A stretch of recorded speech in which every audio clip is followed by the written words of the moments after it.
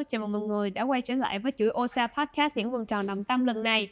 Và với chủ đề của tập ngày hôm nay, Worldview Wonders, tụi mình sẽ được nghe những câu chuyện về những trải nghiệm thú vị của một cô bạn du học sinh về Việt Nam. Và hãy cùng xem cô bạn ấy là ai nhé.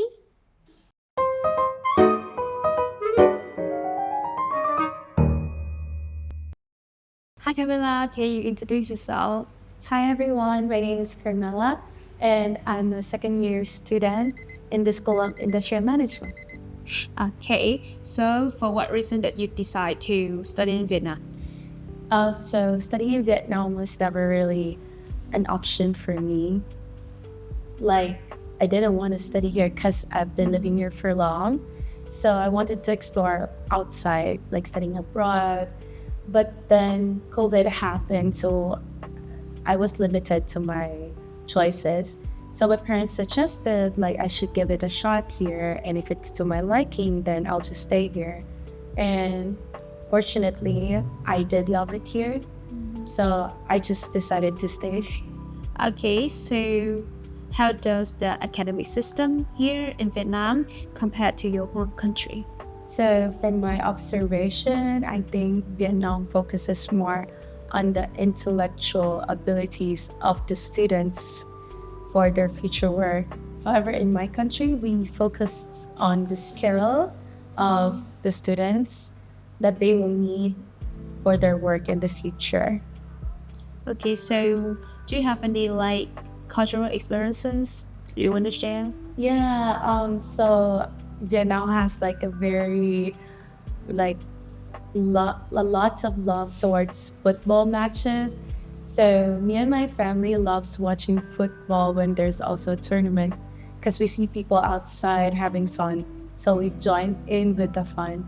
It's kind of like everyone just gets together and have fun. So I think that's like one of the favorite cultural exchange that we have with us. Okay, so as a foreigner living in Vietnam, so what challenges did you face in adapting in like education system here? So maybe one of the challenges that I faced was that when I realized my classmates on the first day of school was already very knowledgeable towards the lesson. Example, like when I first had my calculus class, I was like very surprised with how my classmates were able to answer the teacher's questions, and I'm just sitting there like not knowing what they're talking about.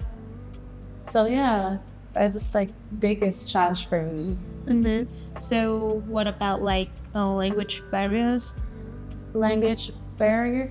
Oh, like in this university, I didn't really face like very big language barrier with everyone. Everyone like tries their best to speak in English, so I try to understand them. But if we're talking like outside the university, there's still like a big gap between two people, you know, from different countries conversating. But because I've been living here for long, so I could already like pick up the context that they're like trying to ask me. So yeah. Yeah, so which means that you can understand what people say, but you I cannot speak in Vietnamese. Yeah. Okay. So like what have been the highlights of your study experience in Vietnam? Definitely my friends, the friends that I made throughout the whole stay that I have had here in the uni. Without them, I think I wouldn't be here right now speaking with you, because I won't have the courage to even continue. They're like supporting my since day one. So yeah. Okay, so we are studying like OISP program, right? So we have international students and local students. So how did you go about like making friends with both of them? So I'm a very extroverted person. So making friends was not really a big problem with me. However, I realized that a lot of my Vietnamese friends and classmates are very introverted people. So I just took the initiative to make the first move and initiate the conversation with them, try to make them feel comfortable. And some of them also mentioned like they're too shy to approach me because they're scared of their like wrong grammars or wrong pronunciation. But I couldn't care less. Like I really want and treasure the connection I made with people rather than those like little mistakes. And with regards to the international students, most of them I already know like beforehand. And since like the international students community here in the university is not big, so if there's a new international student, we're like one of the first people to know who they are, and that we start making friends already. Okay, so lots of foreigners, like they usually gain their cultural experience through like daily life or traveling or something like that. But what kind of like cultural exchange that have you experienced through friendship? So my friends and I bonded through food. Like they would always let me try new kinds of food. Like some of them would bring food from their hometown and then would let me try it. So that one. Yeah, that's cool. It's like the food is kind of symbol or like culture of a country. Yeah, right. So have you been involved in any like community or volunteer activities? Yes, my family goes to church, so we do a yearly orphanage visit. But if we're like in the school, I also do have some activities that I join. For example, the OISP International Festival. In that event, I was able to have a mini cultural exchange with other international students as well, representing their own countries. And I also joined in the face where they would like photograph you modeling the school. And the people there were like really amazing. They were very friendly. We get to hang out even after the activity is done.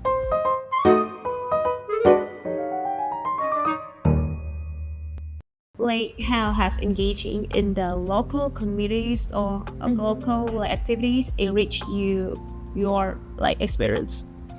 I think it opened my mind more to like the underprivileged part of Vietnam.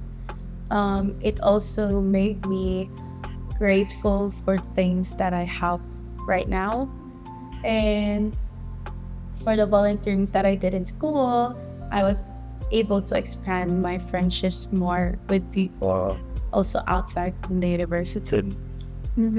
So like I've looked up your Facebook profile and I can like see some photos of your family travel around. So like have you had like the chance traveling around Vietnam, and do you have any like favorite destinations? Okay, so yes, our family love to travel. Actually, like my family have traveled more places here in Vietnam than in our own country because we just love Vietnam. If you were to ask me my favorite place in Vietnam, because I love the beach, so I'd say Phu Quoc. It's like really, really pretty. I love it there. So how has exploring different parts of a country contributed to you, like to your overall experiences? Well, it allowed me to experience different traditions from different provinces. Like for instance, like when we went to Sapa, I think some people there like, I don't know if it's the right word, like they have their own village there who like they do things very differently from the people in the city. So we get to try it and we get to see their way of living. So So in what ways that do you think like you have grown personally during your time in Vietnam? Well, as I grow older, I think I was able to realize to be more grateful about the things I have, appreciate the little things, and also there were like many opportunities that opened up for me. And I think having to study here in Vietnam, like it really gave me bigger opportunities that I don't think I won't have if I were to go somewhere else. Maybe bigger and better, right? So yeah. So how has this experience can like influence your future goals? So I think it motivates me to even study more now, so I could be able to achieve those opportunities that opened up for me. I mean, it's very limited, so I feel like if I do my best now, then I would be able to get those opportunities given to me and then be able to give my best to that. So what advice would you give to students considering study in Vietnam? Okay, so to people who are still curious about like whether you want to study here or not, I would say like it's worth the shot. Our university offers like a really wide range of courses that will suit everyone, and our school also has a very reputable image, which makes like us easier to get jobs after going here in the university. And actually you might experience things here that you can only try here, opportunities you can only have here, make memories that you can only have here. So what are you waiting for? I think you should join us now. Okay, thank you Carmella for being here with us, for sharing a lot of stories. Thank you to OSA for organizing this wonderful podcast. Yeah, thank you so much. And I'll have photos. Thank you. Thank you so much. Yeah. Vậy là chuỗi OSA Podcast những vòng tròn đồng tâm cũng đã dần đến hồi kết.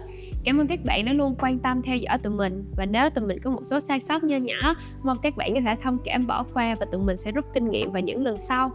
Và trong vòng 5 tập thì tụi mình không thể nào đề cập hết những chủ đề mà các bạn quan tâm, nên là tụi mình sẽ hứa hẹn quay trở lại vào thời gian sớm nhất. Và cũng đừng quên theo dõi tụi mình trên kênh Facebook để theo dõi những sự kiện sắp tới của tụi mình là gì nhé. Và cuối cùng Hồng Ân và ekip của OSA xin chào và hẹn gặp lại.